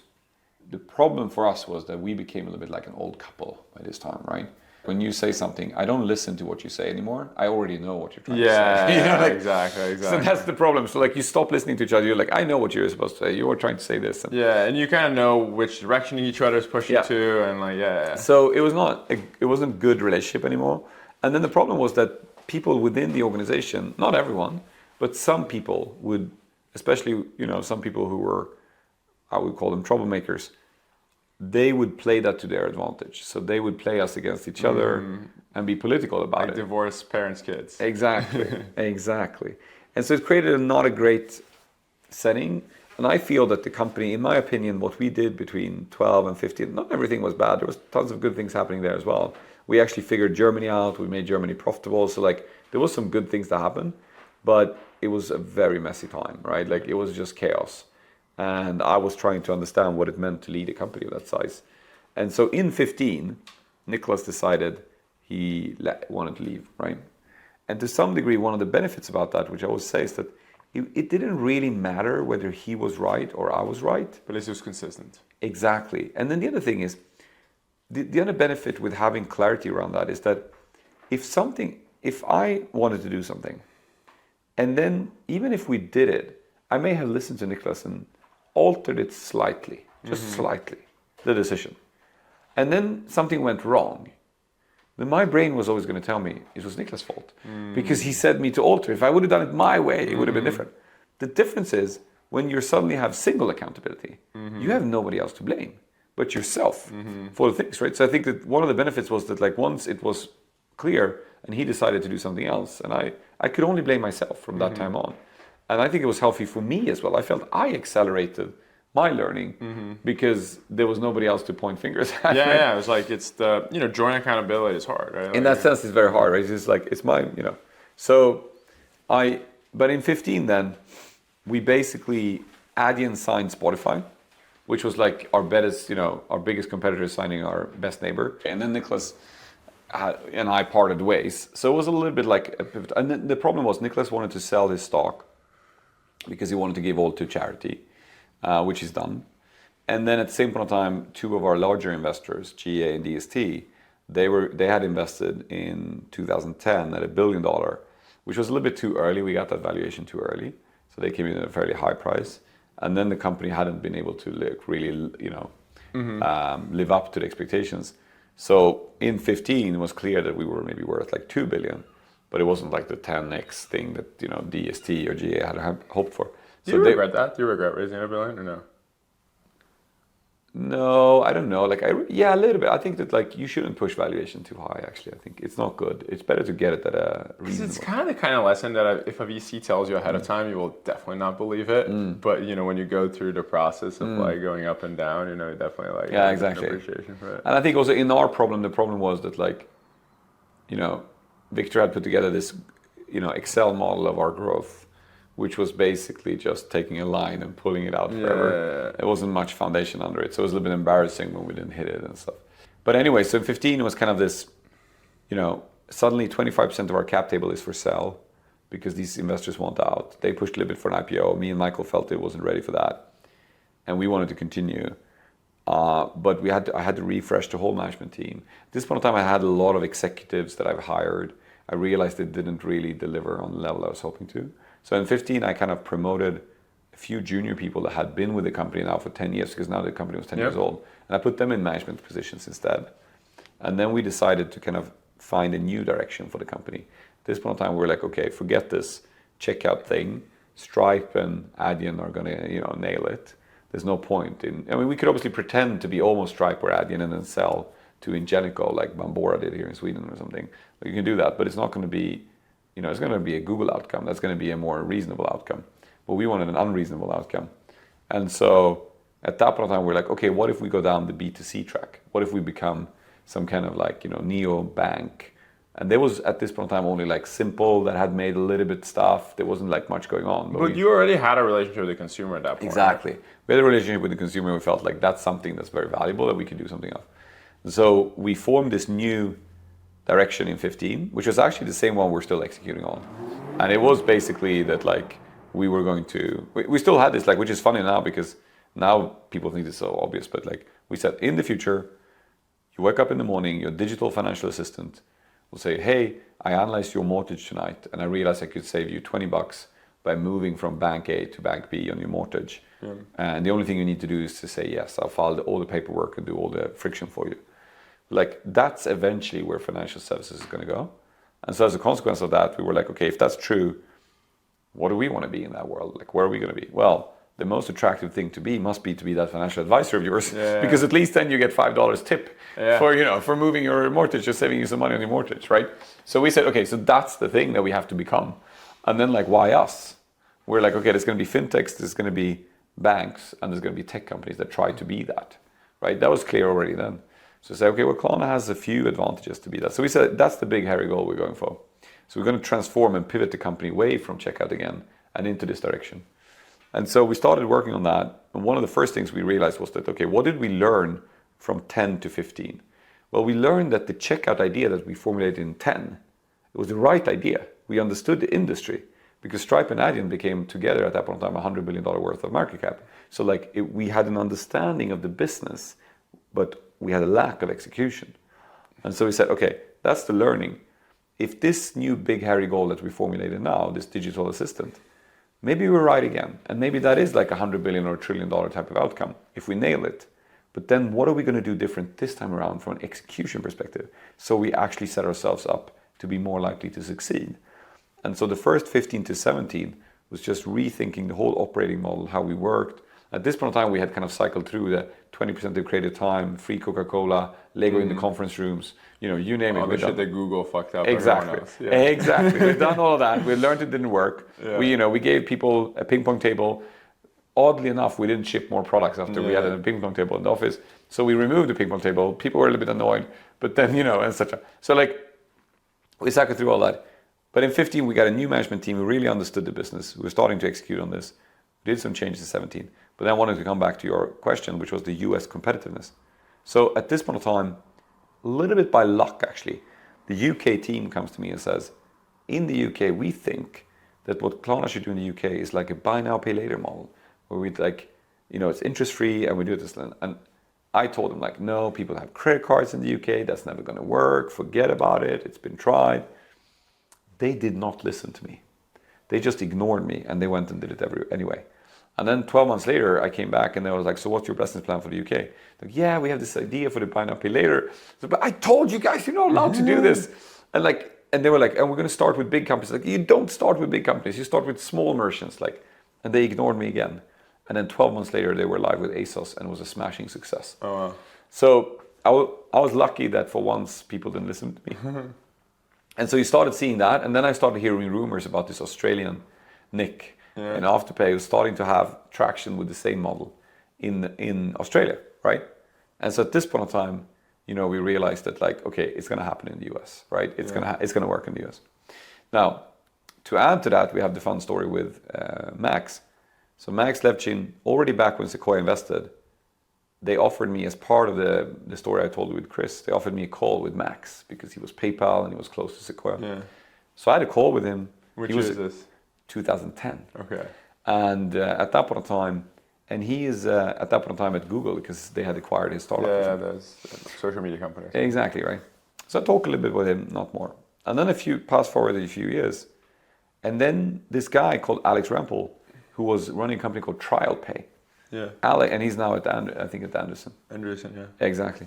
So Alex starts calling me. He's like, hey, I think it's really interesting what Klarna does. And I was like, this was the first time talking about the Valley, right? So you have to remember, I'm the cousin from the countryside when I come to the Valley. I feel like I'm from Sweden, just like you must have felt from Brazil. Yeah. So I just, I'm craving for some attention and interest into my Swedish company in the Valley setting. And so when Alex out of TrialPay is the first one in the Valley who's actually starts caring and engaging and asking questions. Most people were like, okay, Sequoia asked us to take a meeting, so we're going to sit here for 1 hour and listen to you. And then off you go. And he's interested in the details of the model and everything. Yeah, exactly. Yeah. So I started detailing out. He's a smart guy. He's a smart guy. This was December or something. He started, and then after 1 or 2 months, he says, after I told him a lot, and Alex is like, hey, you know what? I think you should talk to my friend, Max Levchin. And I was like, oh, cool. I talk to Max again. And then I thought I would try to bring Max to the board. So we end up having breakfast in San Francisco. And I come to Max and I tell him look, because already then I had started having this idea to move away from checkout and move into what we are right now. So I sit with Max and I lay out everything. I was like, hey, we should do this, and Klarna's going to be an issuer, and we're going to do this, and we're going to launch our own card, and we're going to do all this stuff. And Max just sits and listens. And then he says afterwards, he's like, would you be willing to send me your data records, 300,000 customers? Could be fun to play around and do some credit risk modeling on them. And I was like, oh, wow, he's really engaged. But then my chief risk officer at the time, Ohad Samet, who now runs his own business very successfully, and he's my neighbor, by the way, which is fun. But he says, are you crazy? You're not you're not sending our customer data to Max Levchin. And I was like, no, you're probably right. That's a bad idea. That sounds kind of crazy, yeah. And then it was just silent. And then 4 months later, I hear a rumor. Somebody tells me, Max is starting a Klarna clone. Oh, wow. And then they announced the firm. And were you in the US yet or not yet? We were not in the US. Okay.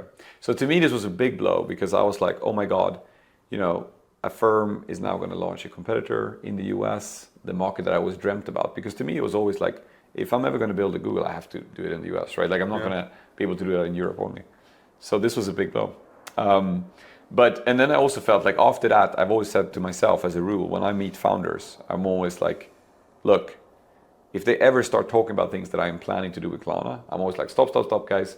Just so you know, this is something that we may be contemplating of doing. Yeah. So like, don't tell me, because you don't want to have that. Like, you don't want to have that bad karma. Like, you know. Totally. So anyways, Totally. So I had this like, so in 17, 18, surprisingly to me, Affirm hadn't gone faster. I thought Max was going to spin up that business and get more traction faster. But it wasn't moving as fast as I thought, right?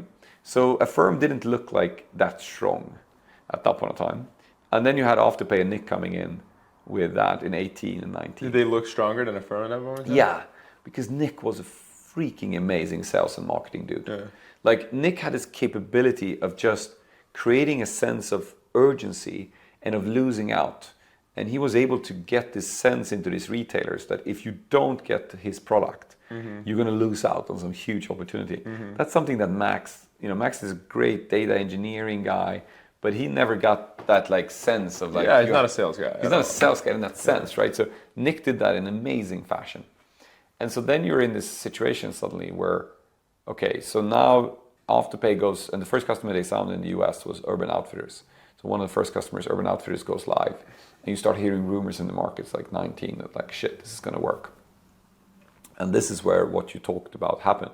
Because now I finally realized, okay, like, and I remember Michael Moritz then calls me out of the blue and says, you know what, Sebastian, if you ever want to go for the US, I think that now is the last shot, right? Like now, it's now or never, right? Yeah.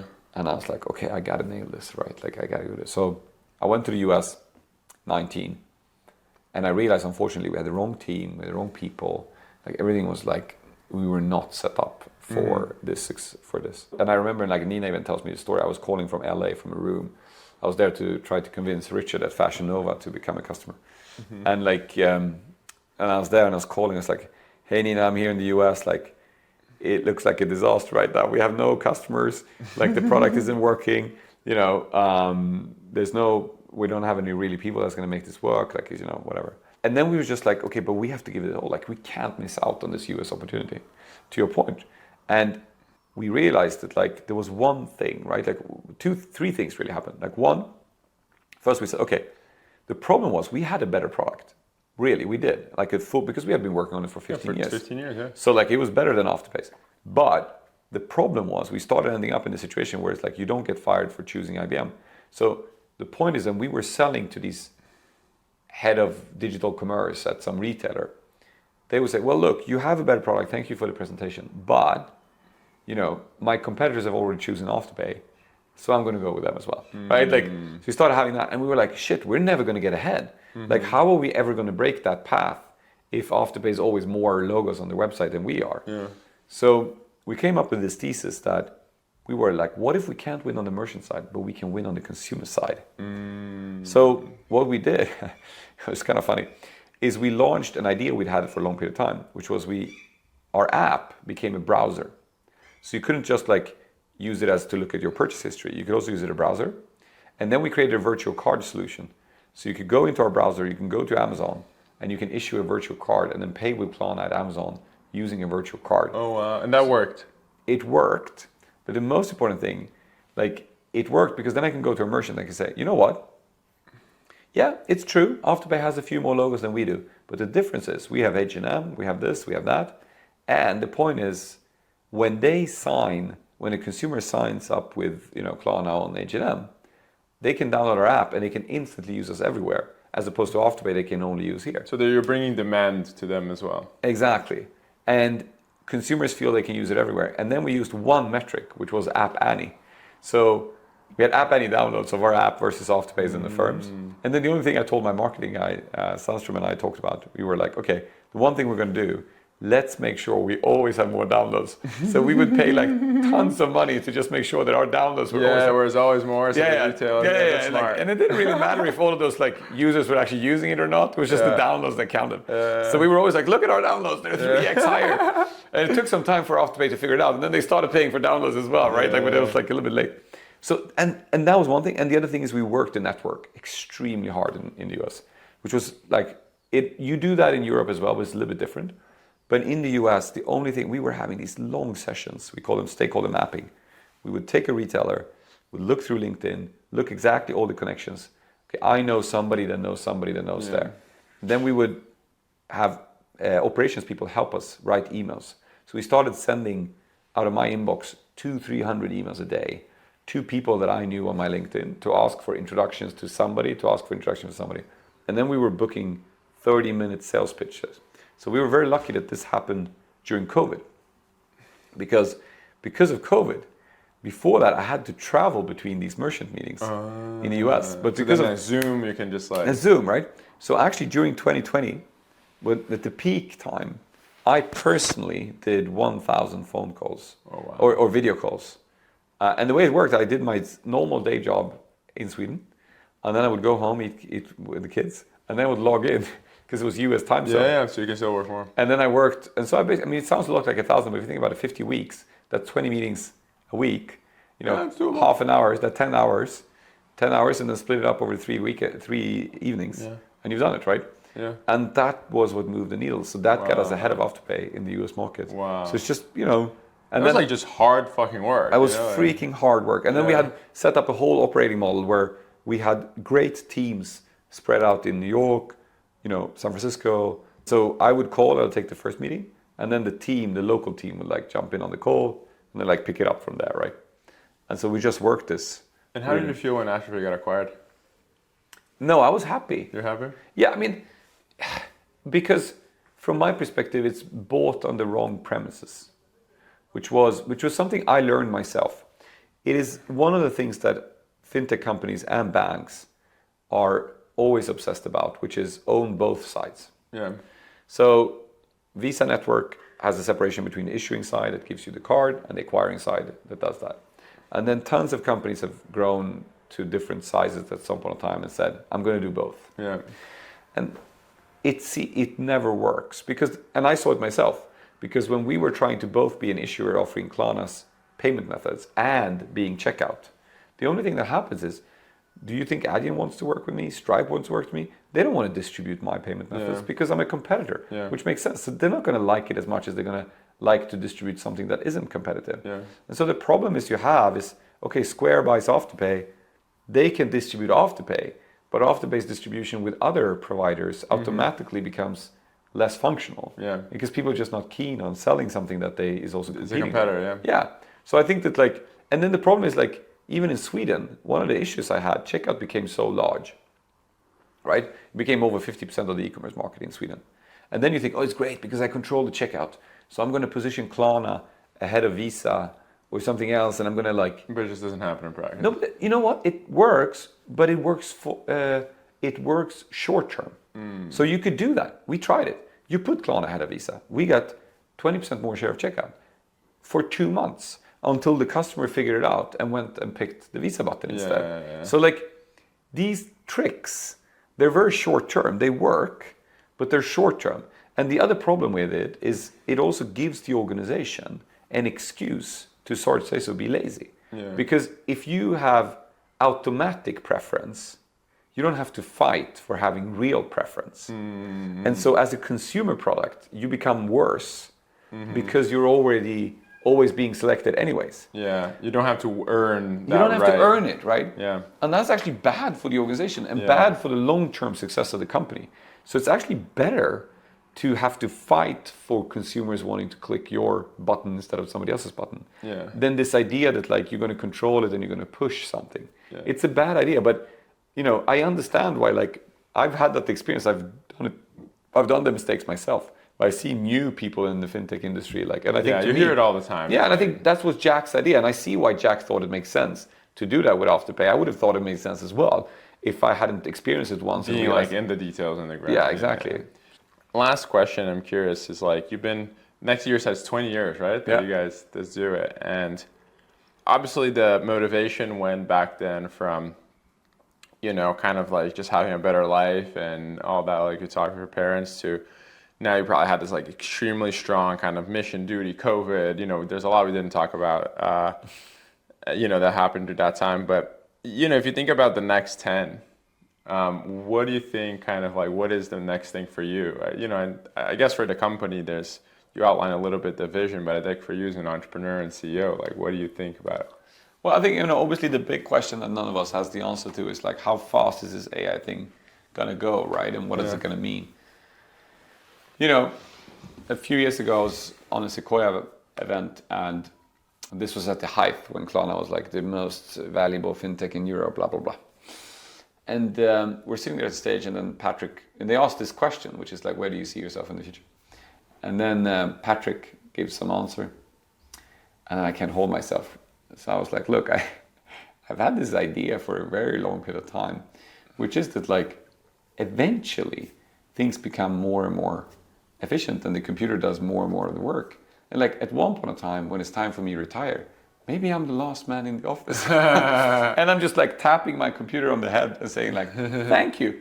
And then I like close the office and walk out, because I've also been replaced by the computer.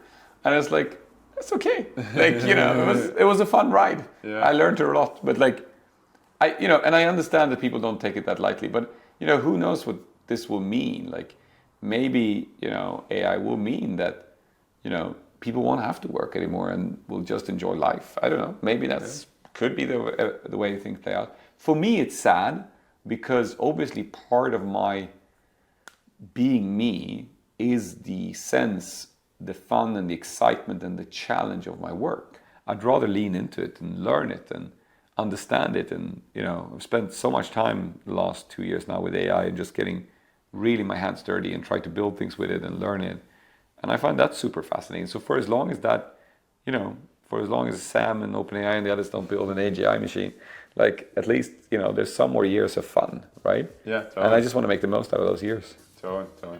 Awesome. And hey, thanks so much for meeting me in Stockholm. And thank you. Having me in your home country here. And it was great. I learned a lot and had a blast. Cool. Thank you. Awesome. Thanks to our friends at Atomic Growth for helping with production and distribution.